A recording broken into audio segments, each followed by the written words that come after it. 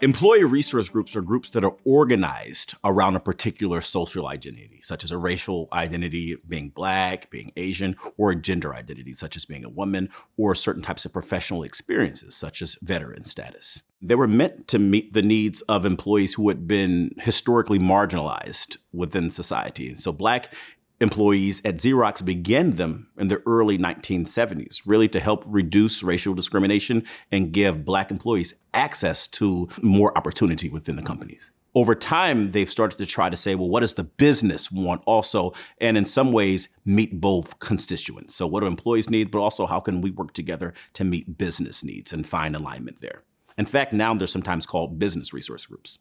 The potential for ERGs to be a training ground for future leaders in organizations is really enormous. So you have people who are getting skills such as leading without a lot of influence, who are project managing, who are managing budgets, who are running different events.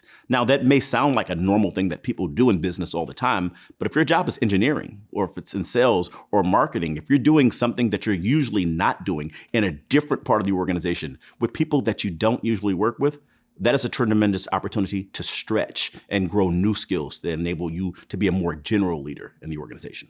ERGs can also be tremendous in terms of recruiting. So often when somebody is thinking about joining an organization, it's a little worrisome if you're like, I'm going to be the only person here who looks like me. And so ERGs can help them automatically and more quickly find people who share their experience.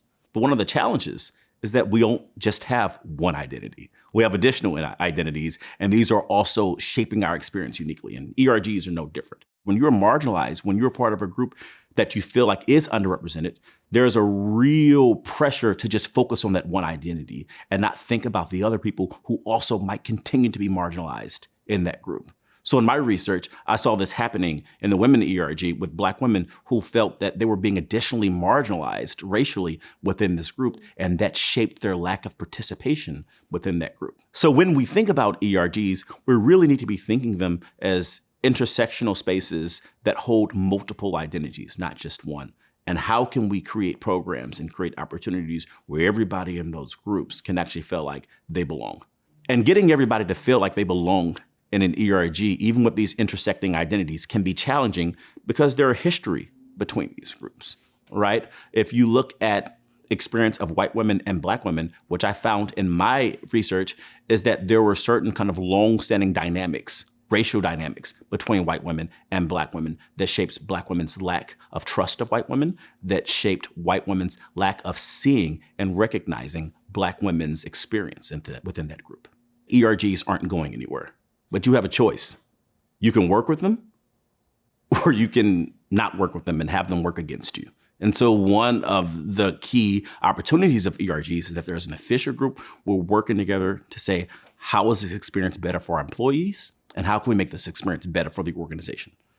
For people who are thinking about saying, well, we're not going to worry about how to make this better for the organization, employees are not going to stop coming together. ERGs started out as informal groups. Then CEOs and CHROs said, we're going to work with you. But I think it's incumbent upon CHROs and CEOs who want to have positive relationships with their employees who have identities who have been marginalized to work with them versus saying, hey, look, your identities don't matter here. Because that's going to breed, in my research, discontent. And I've seen ERGs that have said, yeah, we have to go underground because we don't trust them. And that harbored a lot of other negative impact in terms of intention to quit or other kind of negative relations between organization members and leaders. I'd offer a couple of pieces of advice. The first is that you should have the same intentionality about the various identities in the group that you want people to have about your identity in the company overall. And so if you're in the company, you're saying, hey, people need to understand that we may not be represented, that we have a unique viewpoint. You should also be prepared to have people tell you that in your group and to be open to that understanding and use it as a space of learning. The second thing that I would tell people who are trying to create inclusive and belonging ERGs is that this is a space that holds diversity and multiplicity. Even though, again, they're saying we're all women, we're all Black, we're all Asian, we're all this or that identity, there's a lot of variation in that.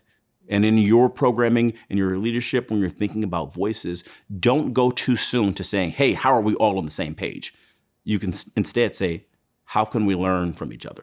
How can we better understand who we are as well in here?